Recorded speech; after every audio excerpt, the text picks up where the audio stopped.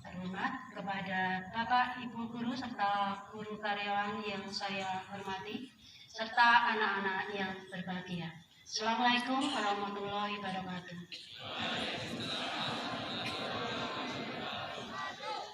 Pertama-tama kita panjatkan puji syukur kehadirat Allah Subhanahu wa Ta'ala, bahwasanya di pagi hari yang cukup sejuk dan redup ini kita bisa berkumpul dalam rangka mengikuti kegiatan rutin upacara bendera di hari Senin, sehingga bisa kita ikuti dengan lancar sampai selesai nanti. Sholawat serta salam semoga selalu tercurah kepada junjungan Nabi Agung kita, Nabi Muhammad Sallallahu Alaihi Wasallam, yang syafaatnya senantiasa kita nantikan di yaumul akhir. Pada hari ini, tanggal 17 Oktober 2022, saya diberi tugas untuk menyampaikan amanat tentang pendidikan anti korupsi. Mungkin kita sudah biasa mendengar kata korupsi. Korupsi itu apa? Korupsi dari kata korupsi atau corruption. Nah, biasa kita dengar mungkin dalam bahasa lain yang artinya pembusukan, tindakan merusak atau menghancurkan. Sehingga dari akar kata itu bisa diartikan bahwa korupsi itu tindakan merusak atau menghancurkan dari dalam bangsa sendiri.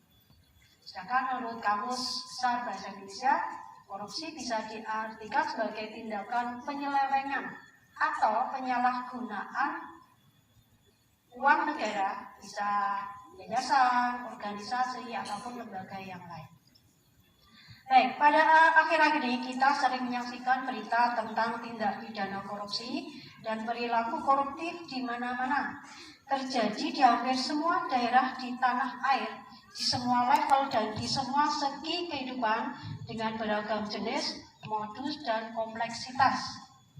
Ketika akhir-akhir ini kita menyaksikan kasus-kasus korupsi yang kian marak, meluas dan beragam, serta perilaku saling tidak percaya, saling menyalahkan, lepas tanggung jawab, mencari jalan pintas, arogansi, inkonsisten, dan rupa-rupa perilaku tak pantas lainnya yang menyesakkan dada, kita sadar bahwa budaya anti korupsi kita kian menghilang. Sebenarnya sudah dimulai tahun 1999, pemerintah mengeluarkan undang-undang berkaitan dengan bahwa negara akan menyelenggarakan pemerintahan yang bersih, bebas dari korupsi, kolusi, dan nepotisme. Kemudian disusul aturan-aturan yang lain. Seiring perkembangan zaman, seiring perkembangan teknologi, ternyata korupsi juga tidak semakin mereda, bahkan mungkin semakin banyak kita dengar beritanya. Hal ini yang kemudian menumbuhkan pemikiran bahwa perlu penanaman budaya anti korupsi yang ditanamkan pada generasi yang akan datang, yang akan memegang tampuk pimpinan menggantikan generasi saat ini. Karena muara dari persoalan korupsi adalah hilangnya nilai-nilai anti korupsi, yaitu jujur, peduli, mandiri, disiplin, tanggung jawab, kerja keras, sederhana, berani, adil dari dalam diri individu. Ini kemudian yang mencetuskan di keluarganya Peraturan Bupati nomor 43/1 tahun 2020 tentang implementasi pendidikan karakter anti korupsi pada sekolah dasar dan sekolah menengah pertama. Kemudian pendidikan karakter anti korupsi ini disebut atau disingkat dengan PKA. Jadi pendidikan karakter anti korupsi adalah satu kesatuan dari pendidikan karakter generasi muda yang merupakan proses untuk menguatkan sikap anti korupsi dalam diri peserta didik sejak dini.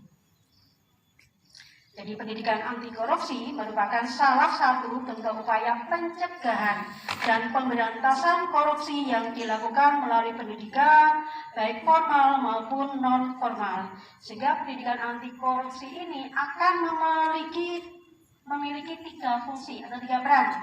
Yang pertama sebagai fungsi kognitif, yaitu menambah pengetahuan serta wawasan mengenai korupsi dan dampak masif yang ditimbulkan.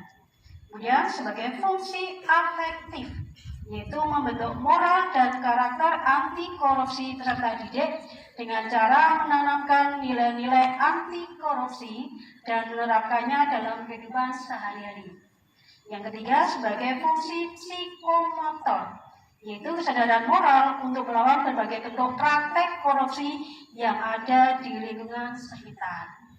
Untuk penanaman nilai-nilai tersebut, maka dicetuskan perlunya adanya seseorang atau sosok yang menjadi panutan atau contoh atau teladan bagi perilaku kita sehari-hari. Kemudian istilahnya kita sebut sebagai role model, yang di minggu kemarin kalian sudah memilih dari 3 calon role model dari kelompok siswa, dari kelompok tenaga pendidikan, dan kelompok guru. Nah, nanti kita akan sampaikan siapa yang akan menjadi sosok panutan atau teladan kita atau role model yang kedepannya harapan kita bisa mencontoh dari perilaku atau perbuatan dari sikap-sikap yang ditunjukkan oleh role model tersebut. Ada beberapa kriteria yang dimunculkan pada saat kalian memilih role model tersebut. Yang pertama, kita juga yang menjadi role model harus mengenal perilaku korupsi yang harus dihindari. Misalnya, tidak menyontek bagi kalian. Perilaku ini harus ditunjukkan tidak menerima ataupun memberikan bantuan pada saat melaksanakan ulangan ataupun testing yang lain. Kemudian contoh yang lain, apakah kita sudah bisa datang dan pulang sesuai aturan? Apakah kita sudah bisa mengerjakan tugas dan tanggung jawab sesuai yang dituntut untuk kita laksanakan? Kemudian, apakah kita bisa berlaku adil, tidak memihak? Apakah keadilan kita bisa terpenuhi sesuai target yang diharapkan? Itu yang pertama. Yang kedua, diharapkan bisa berlaku jujur, disiplin, bertanggung jawab, dan adil dalam kehidupan sehari-hari. Yang ketiga, hanya menerima pemberian sesuai dengan yang menjadi haknya.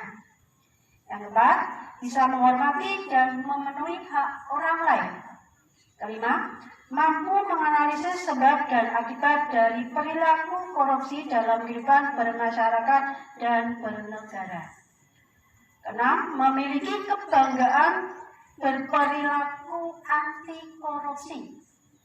Yang ketujuh, membudayakan perilaku anti korupsi di lingkungan keluarga dan masyarakat.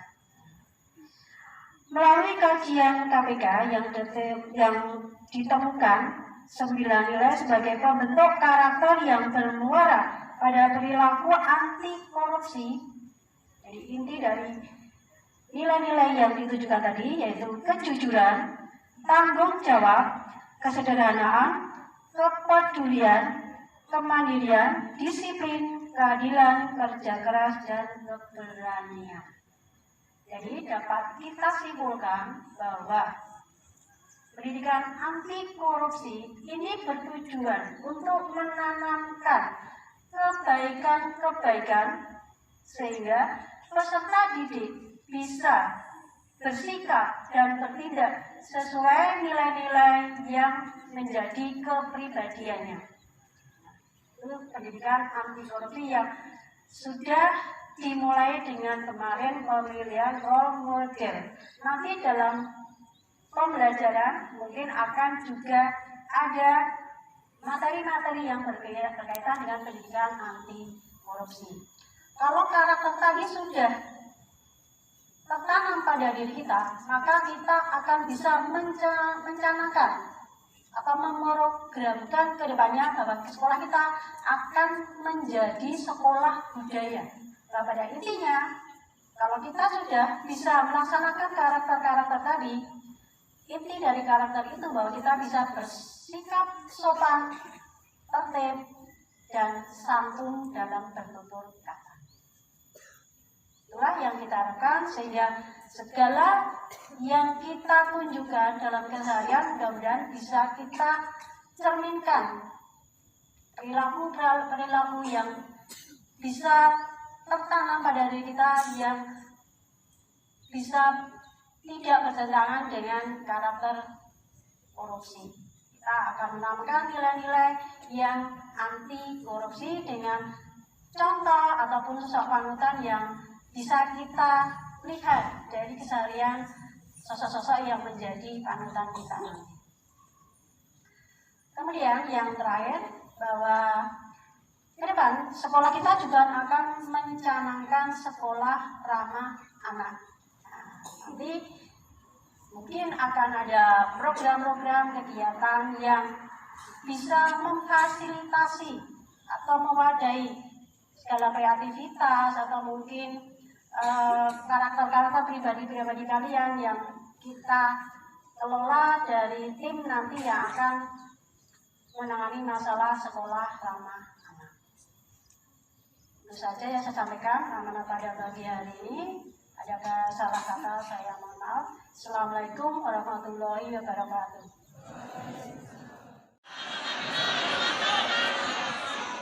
Sebelumnya saya ucapkan terima kasih atas kepercayaan yang telah diberikan.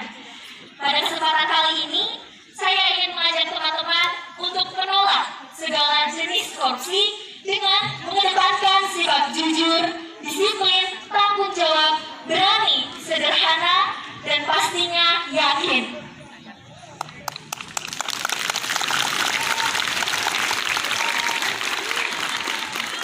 Untuk menyemangatinya, teman-teman ikutin Dinda ya.